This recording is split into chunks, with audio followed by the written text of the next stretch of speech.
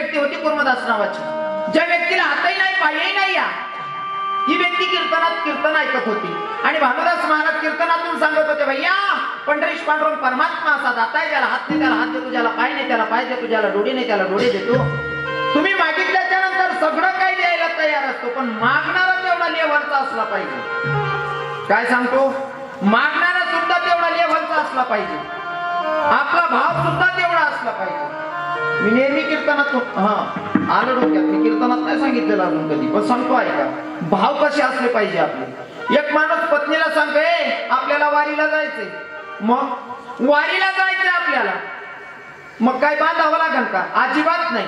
लेकरांसकट जाऊया वारीला, मग काय बांधावं लागेल का खायला? अजिबात काय घेऊ नको. माझ्या जगाच्या मालकाचं नाव घेतलं, लोक उपवाशी ठेवते, तुम्ही जे मागाल ते भेटतं म्हणे. खरंच म्हणे, हो. घरून काही घेऊ नको, अजिबात नाही, फक्त कपडे घे. आणि वारकरी हो पत्नीला घेऊन त्याच्या मुलाबाळांना घेऊन निघाल्याच्या नंतर 2 किलोमीटर 4 किलोमीटर 5 किलोमीटर गेले. लहान लहान लेकर होते, ते म्हणे पप्पा जोराची भूक लागली हो, पाण्याची तहान लागली आहे. बाप म्हणतो चल ना बेटा, पुढे पुढे भेटेल ना. आता बायकोही कपली, म्हणते धनी काही खरं नाहीये तुमचं. तुम्ही मला म्हणत होते की पंढरीश पांडुरंग परमात्मा काय उपवाशी राहू देत नाही, वेळेवर सगळं काय देतो. मग कुठे तुमचा भगवंत? 8-10 किलोमीटर चालून आलो, अजून पोटाला अन्न नाही, पाणी सुद्धा भेटत नाही. खरंच त्या माणसाला पश्चाताप व्हायला लागला की पहिली वेळ आहे अशी की जगाचा मालक 10 किलोमीटर चालल्याच्या नंतर पाणी भेटत नाही, 2 तास पोटाला अन्न मिळत नाही, नेमकं परीक्षा काय घेतोय. मग बाईला एक गाव बघितलं आणि त्या गावजवळ जरा सिटीचं गाव होतं, आणि बाईनं नवऱ्याला सांगितलं, धनी एक काम करा ना, लेकरं उपवाशी कुठे आहेत, पोरांना खायला काहीच नाही, मग एक काम करा, मला माहिती होतं जर का आपल्याला खायला काय नाही भेटलं तर मी सोबत 5 ग्रामची अंगठी घेतलेली होती सोन्याची, ती मोडून टाका, लेकरांना खायला काहीतरी आणा ना. माणसानं बाईला शिवी घातली, तुला लाज वाटायला पाहिजे. तू सोन्याची अंगठी घेतली, मतलब तुला विश्वास नाही होता देवावर.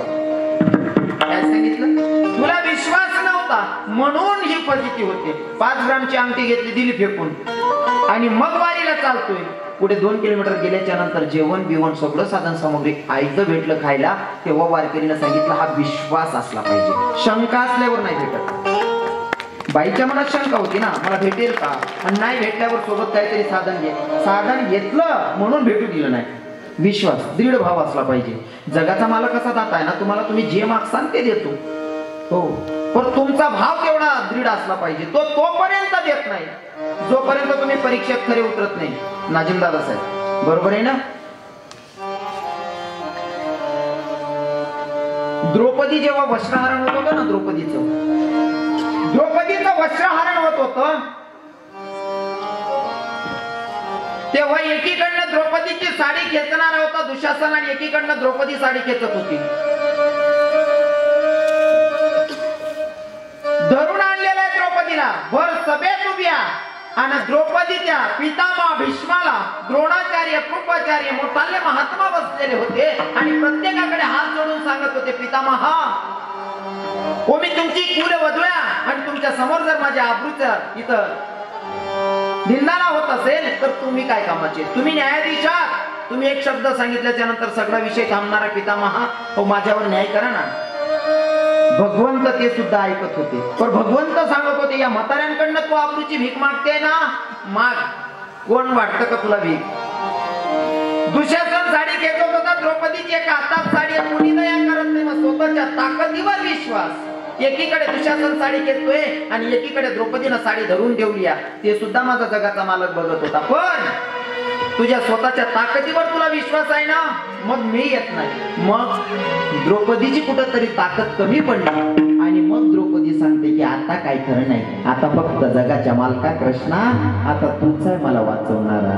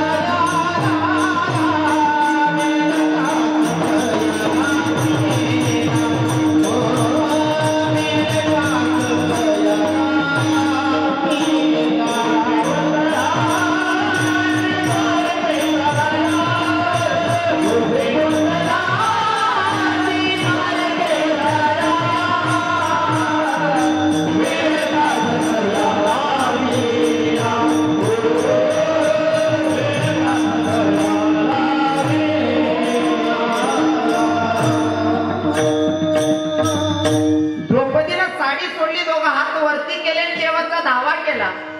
देवानं वाट नाही बघितली, साडी नाही पुरली महाराज, वस्त्ररूप धारण केलं माझ्या देवानं. जेव्हा तुम्ही त्याला अंतःकरणापासून शरण जातात, अंतःकरणापासून मागतात ना, तो द्यायला तयार असतो. आणि तसंच कुर्मदासानं विश्वास ठेवला. हातही नाही, पायही नाही, लोटांगण घालत घालत कुर्मदास जातोय. हातही नाही, पायही नाही, लोटांगण घालतोय माणूस. काट्याच्या कुरपड्यामध्ये अडकला एका ठिकाणी.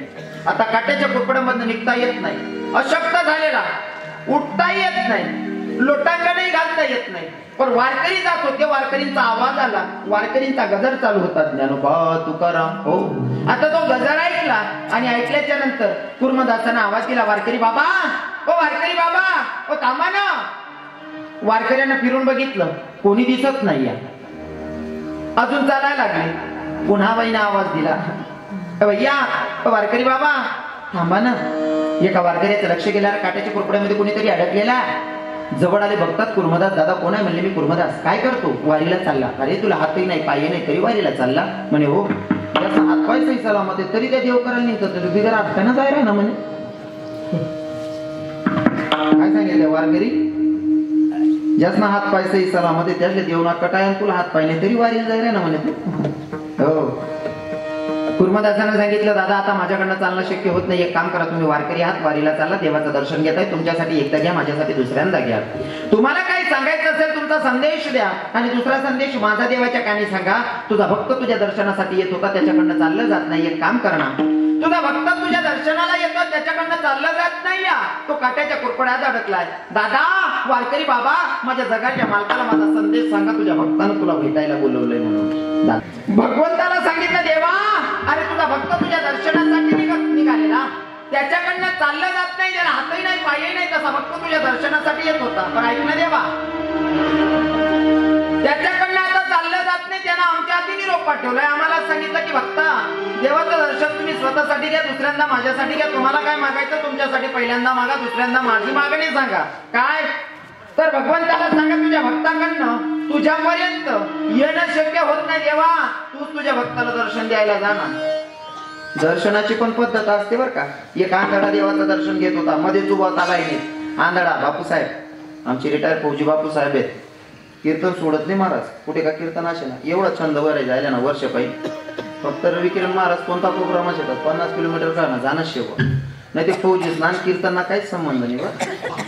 हा त्याच ना नेहमी बरेलच राहत, म्हणजे आम्हाला बापूसाहेब नाही बरेल राहत, पण मन करता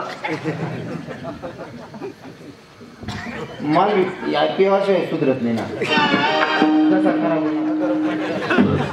तरी एक जरी चालता, बाबा तुम्ही पाटली मग काय बरी ठेवतो, भाऊ उतरली का चढायली काय विचारते लोक, काहीच खरं नाही ना बसायला. अरे काका ते गरम पाणी घसा काम करत नाही, थंड पाणी पिणं ना, ते कसं आवरायचं नाही, गरम पाणी पिणं पडत. लोक काय बी अंगातलाय का हा विचारून मला येत नाही. बाबा म्हणजे तुम्ही ते काय ठेवतो बाटली मग, आता आहे कलेक्टर काय ठेवतो तू, आमले जेवढा समजस काय.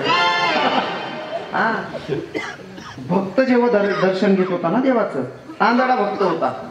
आंधळा भक्त देवाच्या समोर उभा होता, दोघं हात जोडलेले. एक माणूस आला दर्शन करायला, त्या आंधळ्याला म्हणतोय, आंधळ्या साईडला हो.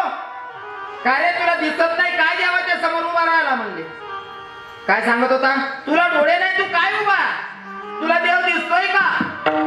त्या आंधळ्यानं गोड उत्तर दिलं, बापूसाहेब काय म्हणतो, भैया मला जरी देव दिसत नसला पण मी तर देवाला दिसतोय ना. काय सांगितलं, मला देव दिसत नसला म्हणून काय झालं, तर देव तर मला बघतोय ना, हे भाव मनात असले पाहिजे. कुर्मदासांचा संदेश सांगितला देवाला, देवा तुझा भक्त तुझ्या दर्शनासाठी आलेला, त्याला तुझ्यापर्यंत येता येत नाही म्हणून तुला त्यानं बोलवलेलं आहे. म्हणजे जगाच्या मालकानं विटेवरनं उडी मारली, विटेवरनं उडी मारली आणि कुर्मदासांच्या भेटीला निघाले. पण सोबत दोन चोर लागलेले, दोन लोक लागलेले, एक नाम आणि दुसरं होतं ज्ञान.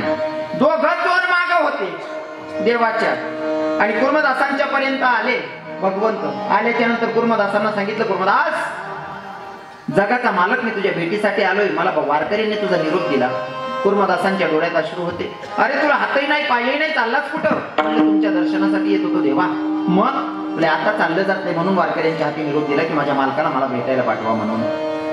आलो ना तुला भेटायला, मग काय मागायचं असेल तर. हात पाय मागण्यासाठी आला होता ना. हात देऊ, पाय देऊ, काय देऊ सांग? अजून आयुष्य देऊ का?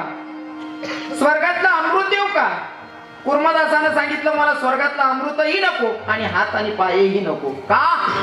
अरे जगाचा मालक माझ्या डोळ्याच्या समोर आहे आणि त्याच्या समोर मी देह त्यागणारा, याच्यापेक्षा अजून मोठा आनंद कोणता असू शकतो?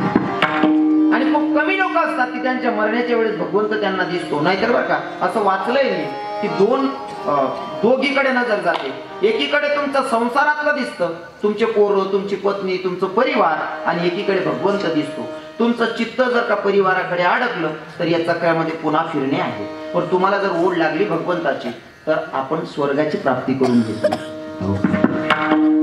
ऐका ना, भगवंताला सांगितलं देवा याच्यापेक्षा अजून मोठा आनंद कोणता असू शकतो? जगाचा मालक तू माझ्या डोळ्याच्या समोर आहे आणि तुझ्या समोर देह त्यागायचा आहे. बरं का, तुम्हाला सांगतो खूप कमी भक्त आहेत की त्यांच्या समोर मरत असताना भगवंत जवळ होता. पितामह भीष्म ज्यांचं चरित्र मी अगोदर सांगत होतो ना आबासाहेब, पितामह भीष्मांचं सुद्धा तसंच आहे. पितामह भीष्मांना सांगितलं होतं देवाला की इच्छा मरण पाहिजे आणि जेव्हा मी मरेल ना, देह त्यागेल ना, तेव्हा तू माझ्या डोळ्याच्या समोर असला पाहिजे. आणि परिस्थिती तशीच होती. बाण्याच्या सह्यावर पितामह भीष्म पडलेले आहेत. रक्त वाहतंय अंगातून रक्त वाहत होतं आणि भगवंत बघत होते. भगवंत मनातल्या मनात विचार करत होते, अरे एवढा मोठा महात्मा फक्त संगत चुकीची लाभली म्हणून बाणीच्या सह्यावर पडले. दादा, शास्त्र आपलं नुसतं वाचायचं नाही ना, ऐकायचं नाही बरं का, शिकायचं त्याच्यातून. तुमचं सुद्धा तरुण भावांना, माझं कीर्तन खास करून तरुण भावांसाठी असतं, तुमचं सुद्धा सांगतो बरं का, तुमची संगत जर चांगली असली ना तर चांगलं आहे, नाहीतर चुकीची संगत भेटल्याच्या नंतर आयुष्य बर्बाद होतं बरं का. हो, वाईट वाटेल तुम्हाला. वेळेवर पंक्तीला गेला नाही तर एक वेळची पंगत चुकते. लक्षपूर्वक ऐका, वेळेवर जर गेला नाही तर एक वेळची पंगत चुकते. पण जर का तुमची संगत चुकली तर आयुष्याची पंगत जाते. विठ्ठल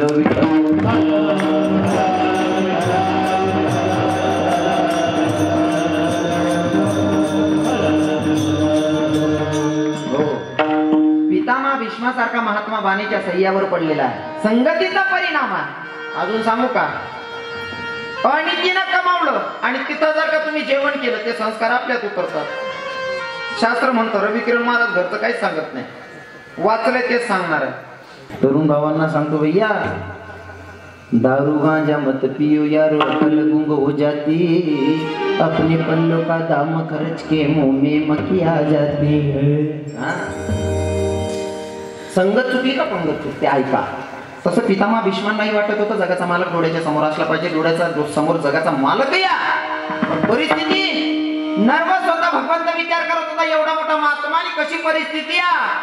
पितामह भीष्मानं देवाकडे बघितलं, भगवंता कन्हैया माझी मागणी सगळी पूर्ण होते, माझी इच्छा मरण आहे, आता मरायची इच्छा, तू समोर असला पाहिजे, समोरही या. पण तुला नाराज आणि नर्वस नाही बघायचं. मग तेरी मंद मंद मुस्कनिया पे बलिहार प्यारे तू, बलिहार प्यारे तू, तेरी मंद मंद मुस्कनिया पे बलिहार प्यारे तू, बलिहार प्यारे. तुला हसत मुखाने बघायचे. असे कमी लोक आहेत की त्यांच्या समोर भगवंत उभाय मरण्याच्या वेळेस. तसा कुर्मदासांच्या समोर भगवंत होता. भगवंतांना सांगितलं माग काय मागायचे. कुर्मदास म्हणतो, देवा काय नको, तू माझ्या डोळ्याच्या समोर आहे, भरपूर झालं. मग देह त्यागायचा फक्त तुझ्या मांडीवर. भगवंतांना मांडी दिली, कुर्मदासानं देह त्यागला. बरं ऐका ना, आता अंतिम संस्कार वगैरे झाले, आता कुर्मदासाला पुरलं आणि इकडे निघालेत भगवंत. भगवंताच्या सोबत दोन चोर लागलेले होते. कोण? नाम आणि ज्ञान. दोघं चोर आता रिटर्न येतात देवासोबत. पण देवाला खेळ खेळायचा. देव म्हणतो मला पाण्याची तहान लागली, समोरच हिरवळ दिसलं. माऊली ज्ञानोबाराने सांगितलं, देवा समोर हिरवळ दिसायला, म्हणले जा ना पाणी, तुम्हाला पाणी प्यायचं ना, तिथं पाणी भेटेल. भगवंत गेल्याच्या नंतर तो मडा होता सावता महाराजांचा. सावता महाराजांचा मडा बघितला आणि सावता महाराजांचं तिथं बसून भजन चाललं होतं, कांदा मुळा भाजी अवघी विठाबाई माझी. आता सावता महाराजांना सांगितलं, महाराज माझ्या मागे दोन चोर लागलेत, मला लपायला जागा द्या ना. सावता महाराजांनी काय केलं, म्हणले बाबा जा ना उसात लपाना. म्हणले उसात ते चोर धरतील, मग केळीमध्ये लपा, तिथंही धरतील, मिरचीत जा तिथंही धरतील. सावता बाबांनी काढला विळा, छाती फाडली, जगाच्या मालकाला सांगितलं बस आता माझ्या हृदयात. स्वतः छाती फाडून जगाच्या मालकाला हृदयात बसवलं आणि देवाला मध्ये बसवलं तर खरी, पण देवाचा पितांबरचा काष्टा थोडा बाहेर आला. माऊली ज्ञानोबाराय नामदेवराय दोघं आले आणि सावता महाराजांना विचारलं, दादा इकडनं कोणी इस्माला जाताना बघितलं का? मी नाही बघितलं. तेवढा माऊली ज्ञानोबारायांचं लक्ष गेलं. हो नामदेवराय, अरे ह्यो महात्मा कुठं बोलतोय? देवाचा पितांबर दिसतोय बघा ना. देवाला कुठं बसवलं? स्वतःची छाती फाडून जगाच्या मालकाला छातीमध्ये हृदयात स्थान दिलेलं आहे. जगाच्या मालकाला छाती फाडून जागा दिलेली आहे.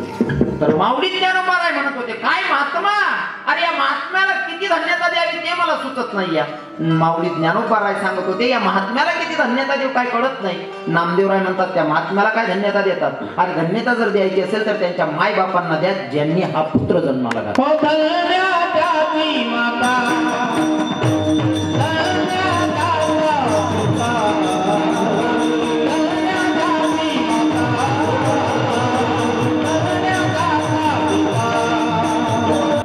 कर्तबदारी सावता बाबांची जगाच्या मालकाला हृदयात बसवलं. माऊली ज्ञानोबाराय स्तुती करत होते, अरे काय महात्मा जगाच्या मालकाला विराजमान छातीमध्ये केला. धन्यता द्यावी तेवढी थोडी. नामदेवराय म्हणतात, त्या महात्म्याला काय धन्यता देतात? धन्यता तर त्यांना द्या ज्यांनी या महात्माला जन्माला घातला. जेव्हा जेव्हा कर्तबदार मुलगा जन्माला येतो ना, तेव्हा तेव्हा त्याच्या मायबापाला धन्यता भेटते बघा.